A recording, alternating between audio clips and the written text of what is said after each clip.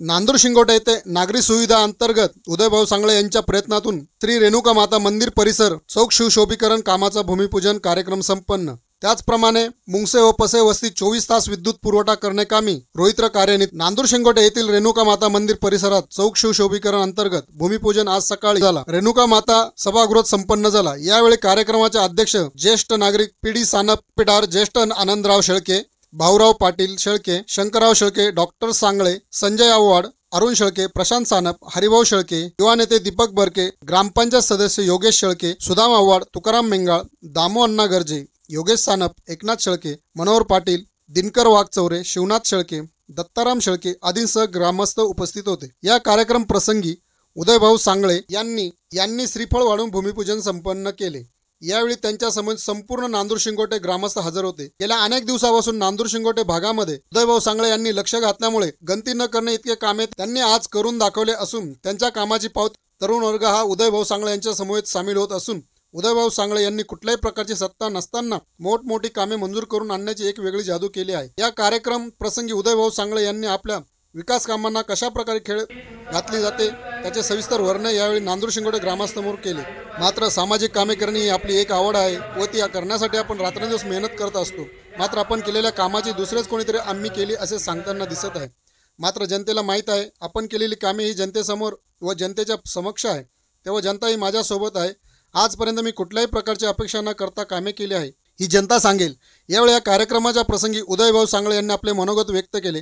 यावेळी संपूर्ण नांदूर शिंगोटे ग्रामस्थ उपस्थित होते। कार्यक्रम प्रसंगी संजय आव्हाड, आनंदराव शेळके यांनी आपले मनोगत व्यक्त केले। कार्यक्रमाचे सूत्रसंचालन बाळासाहेब आव्हाड सर यांनी केले। प्रकाश शेळके, आरव्ही न्यूज साठी नांदूर शिंगोटे, सिन्नर।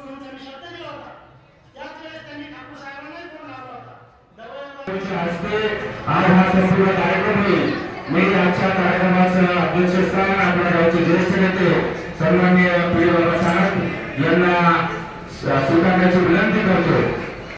सर्व ज्येष्ठ कार्यकर्ते आणि ग्रामपंचायतीच्या जागा झालेले सर्व ग्रामपंचायत बंधूंनो, आज खूप चांगला दिवस आहे की अयोध्येमध्ये श्री रामाची प्राणप्रतिष्ठा होते।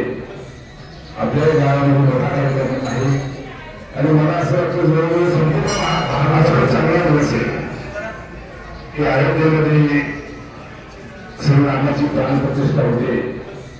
आपल्या गावामध्ये मोठा कार्यक्रम आहे आणि मला असं वाटतं जवळजवळ संपूर्ण भारतभर सर्व ज्येष्ठ कार्यकर्ते आणि ग्रामपंचायतीच्या जागा झालेले सर्व ग्रामपंचायत मतदान केलं आणि दीपक केलं मतदान केलं आणि त्यांच्या माध्यमातून उदयभाऊ तुम्ही नागपूरमध्ये गेले याचा मनापासून आनंद आहे। संध्याकाळी क्षेत्र दिला तो पूर्ण होणं किंवा पूर्ण करणं ही रामाची शिकवण आहे। ते मला भावना केले मी प्रथमतः त्यांचं मनापासून संजीवा रामासाहेबच्या वतीला मनापासून त्यांचा आभार व्यक्त करतो की आणि तुझ्यातून आम्ही त्यांनी पूर्ण केली। दुसरा मुद्दा आपल्याला मंदिराचं हे मंदिराचं काम थोडं हात त्यामध्ये जाणार ग्रामपंचायतीचं काम आहे।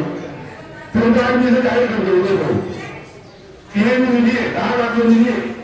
हा निधी ग्रामपंचायत हे काम करणार नाही, हे काम ग्रामस्थ करणार आहे। निधी जरी ग्रामपंचायत असला तरीपर्यंत हे संपूर्ण काम या गावातील सर्व ग्रामस्थांनी स्वतःच्या देखरेखीखाली पूर्ण करून घ्यायचं ठरलेले। जर चांगलं काम करत असेल तर ठेकेदाराला काम देण्याचं काही कारण नाही। तो ठेकेदार कोणी असू द्या, ठेकेदार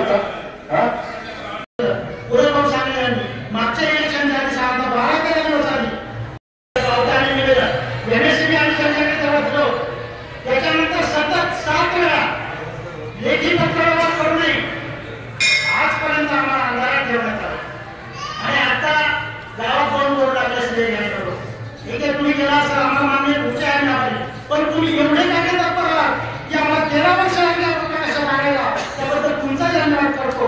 आणि या कामात विशेष सहकार्य इथे मला गव्हर्नमेंटचं दुकान करून म्हणून त्यांनी शब्द दिला होता। त्याच वेळेस त्यांनी ठाकूर साहेबांनाही फोन लावला होता। दबावाने दादा थोडंसं उलट पालट राहतं याच्यामध्ये आणि तेव्हा ते काम थोडं लांबलं आणि तेच काम आज त्यांच्या रूपाने पूर्ण होत आहे म्हणून त्यांचाही मी आभार मानतो आणि धन्यवाद देतो। आणि आमच्या वाडीच्या वतीनं भाऊसाहेब रामचंद्र शेळके हे त्यांचा जाहीर सत्कार करेल अशी विनंती करतो की तुमचा 15-20 एवढा मोठा निधी सगळ्यांनी एकत्रित राहिलं पाहिजे। तो निधी त्या ठिकाणी खर्च केला पाहिजे. आणखी त्याच्या काही गोष्टी त्या आपण या पुढच्या काळामध्ये निश्चितपणानं विकासाच्या माध्यमातून ती मार्गी लावूया. आपण सगळेच त्या ठिकाणी मोठ्या संख्येने उपस्थित आहे, सगळ्यांचे आभार मानतो. आजचा 22 जानेवारी दिवस हा एक ऐतिहासिक दिवस आहे, याची कायम नोंद त्या ठिकाणी होणार आहे. आणि या पवित्र अशा दिवसाच्या मी आपल्या सर्वांना खूप खूप शुभेच्छा देतो. प्रभू रामचंद्रांनी आपल्या सगळ्यांच्या आयुष्यामध्ये सुख समृद्धी आणि भरभराट आणावी अशी प्रार्थना करतो आणि माझ्या शब्दांना विराम देतो. जय हिंद, जय महाराष्ट्र.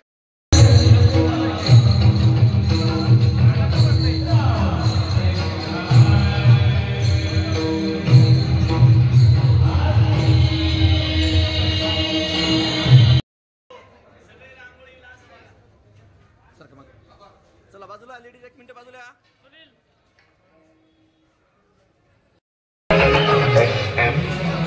FM